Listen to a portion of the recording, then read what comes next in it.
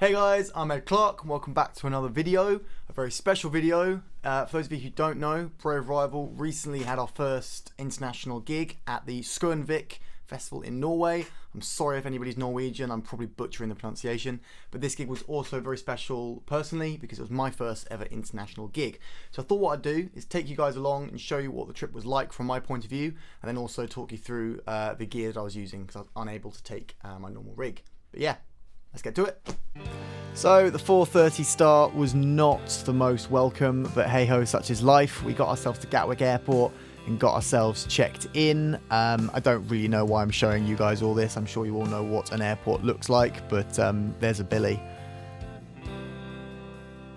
If this was Sally, I'd be losing my mind right now. See you in Norway! Yeah, the only advantage to being this early is we got to have a lovely breakfast at Gatwick Airport before we got on the plane. You saw terrified Ed just there, handing a guitar over to baggage control. Oh, hi Billy again. Straight onto a Norwegian Airlines flight. Wasn't the most spacious, but, you know, we can't complain. It all went very smoothly. And, yeah, up into the air.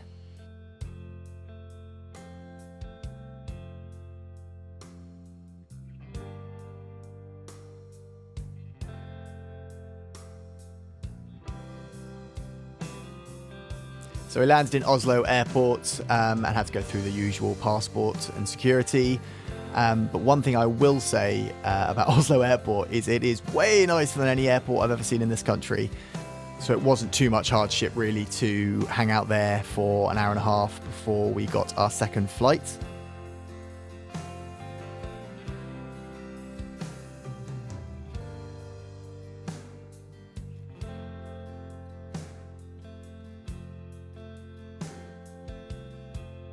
However, the one thing that was not so nice about Oslo Airport are these things. What the hell are they? They're terrifying! Anyway, back onto a plane and zooming off to deep in the countryside in Norway. By some miracle, the guitars arrived absolutely pristine, which was a concern of mine, but at least I didn't bring Sally. We then had to jump into a 2-hour taxi ride. A guy called Leif picked us up, absolute legend, lovely guy. 2-hour taxi ride on very windy roads. May not sound ideal, but when you have views like this to look at, you can't really complain.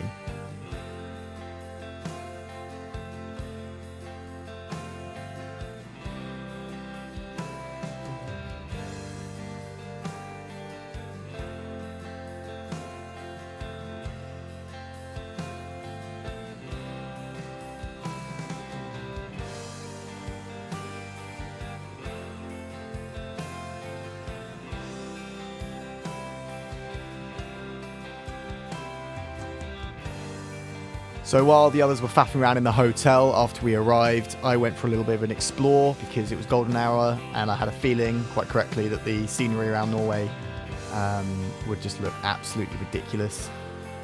And it did, as you can see. This is the bar area outside the festival, it's literally on a barge. And then if you look round to the right here, you have the stage. This was one of the headliners, the headliner for Friday night. No, Thursday night, that's the one. Called Dance with a Stranger. We had a lot of fun, had some beers. Chloe and John had gone to bed already.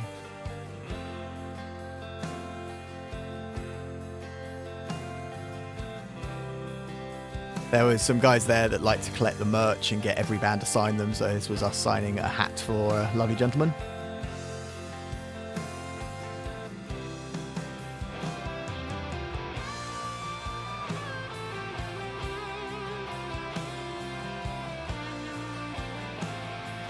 So I had to show you guys oh, hi Lindsay. I had to show you guys the green room, which was just spectacular. We really couldn't have been treated any better on this trip. It was really, really nice. That the food they provided and the drinks were absolutely fantastic. The view was just unbelievable. Only drawback is the stage was around to the right there, so you couldn't actually see it, but hey ho, can't really complain when we're as comfortable as that.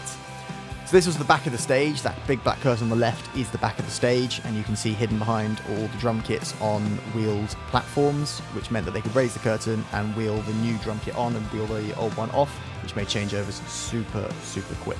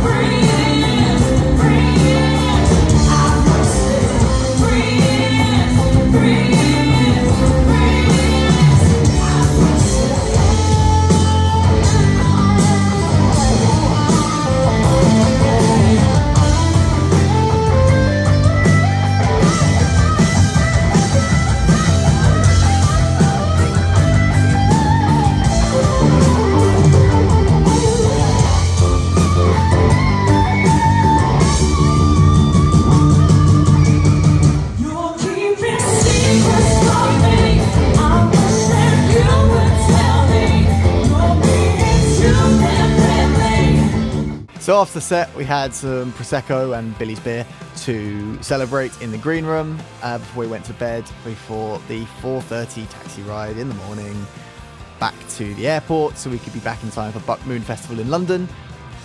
Once again, wasn't fun being up at the crack of dawn. However, look at the views again. You can't really complain when you're in such a beautiful part of the world. Oh, hi John. For those of you who don't know, this is John. He is Chloe's husband, and he acts as tour manager for this trip because our dear Rupert was otherwise engaged. But John did an absolutely fantastic job. He really helped us out and made the trip so much easier for us. So we're eternally grateful. Back on the plane and back to Gatwick. And shockingly, the guitars once again made it completely untouched, which was fantastic.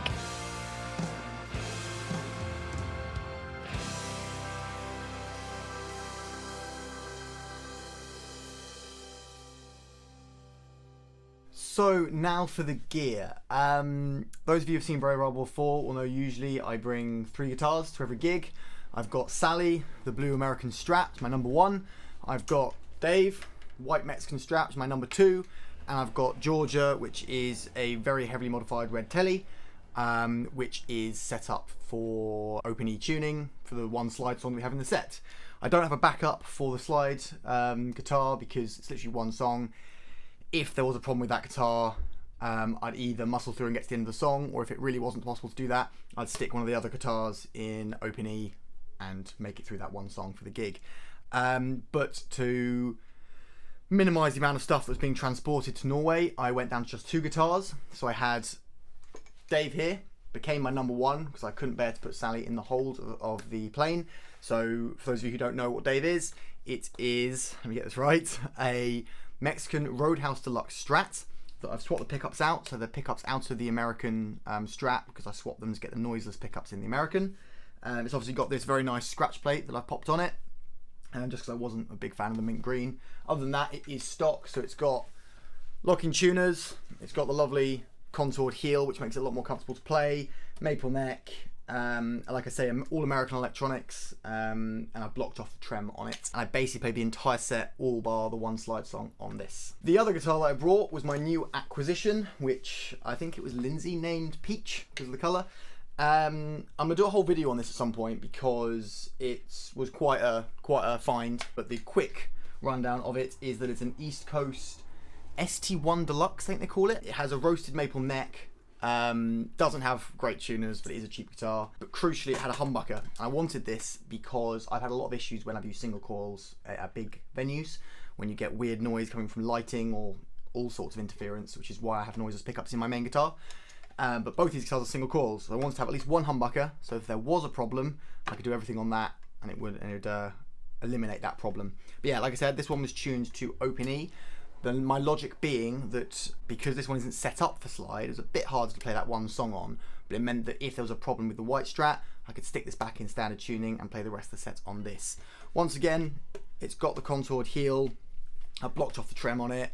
Someone, the previous owner of this guitar, a good friend of mine, put bare knuckle pickups in the neck and middle, and like I said, it has a roasted maple neck, so it has actually quite a lot of high-end specs, considering it cost me 99 quid.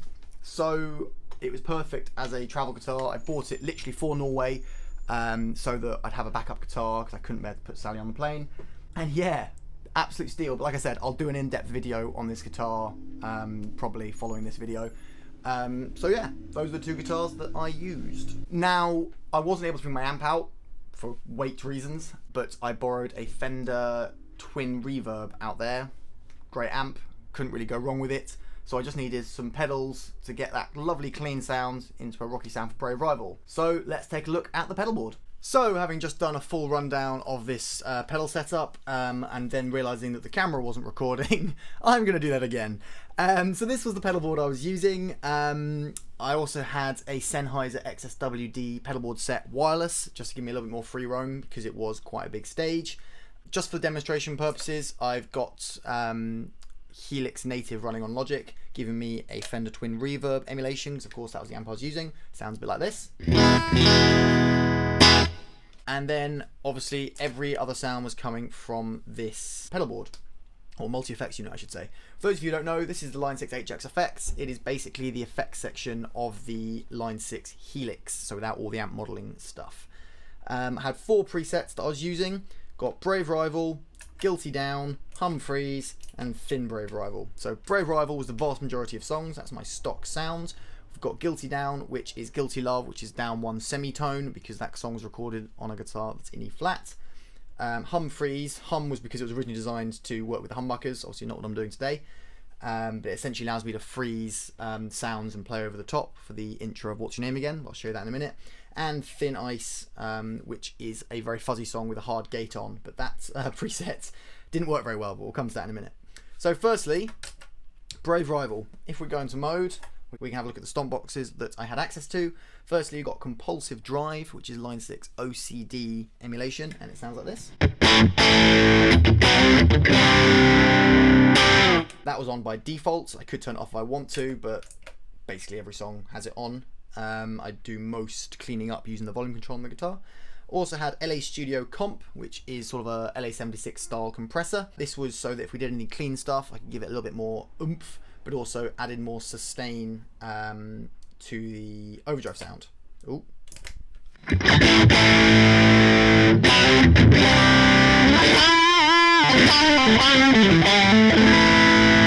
It worked, but in hindsight I would have preferred to replace that with a lower gain overdrive that I could have stacked with the OCD, because it was just introducing a lot more noise, which I could do without. A bit of a signature of mine is using this megaphone effect.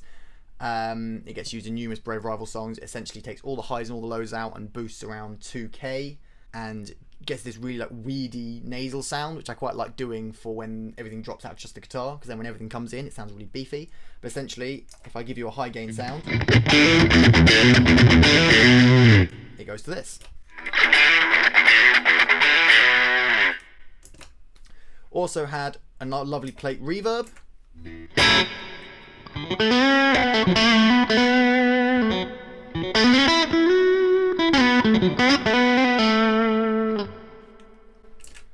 And a lovely delay, which is linked to the tap tempo here.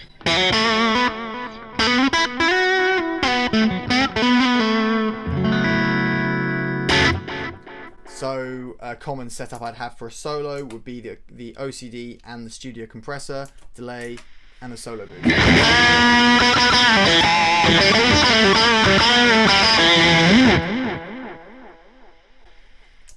So that was the vast majority of songs, but we also had Guilty Love, which as soon as you turn it on, puts it down a semitone. If I turn the pitch shifter off, it essentially just sticks the guitar into E-flat tuning.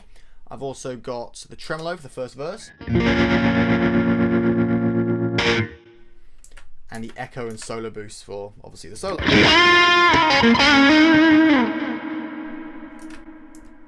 Lovely. We've now got Hum Freeze, which was, like I say, for the intro of What's Your Name Again. And for this one, you can go into stomp mode and see all the stomp boxes there. But I actually went into snapshot mode, which is where it has sort of presets within a preset of which pedals you want on. So you can turn multiple on and off with the press of one button. So if I press these two buttons together, we bring up echo, normal, stop, and freeze. So normal is just the normal sound you just heard. Freeze allowed me to infinitely sustain anything I played, and then echo allowed me to play over the top of that without changing that sound. Stop is just my panic button. So what I would do, this would be with a slide guitar, but I'm just going to do it on standard tuning on the white Strat, is I turn freeze on and then do some swells.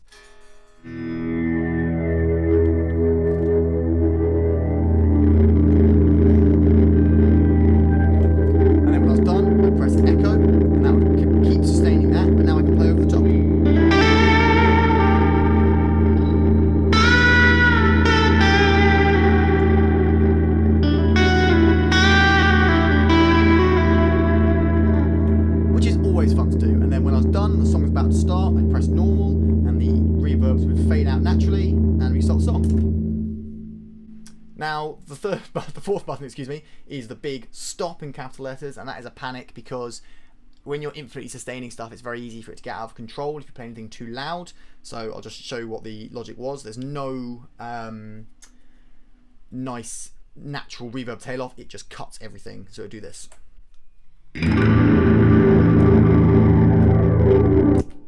Completely kills it, completely dead. So that was for a panic in case any problems arose.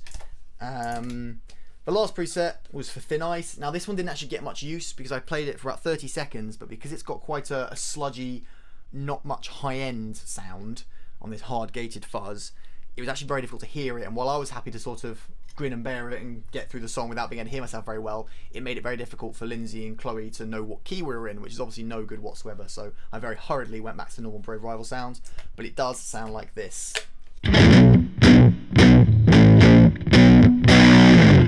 I've got the octave up and octave down generator for the solo.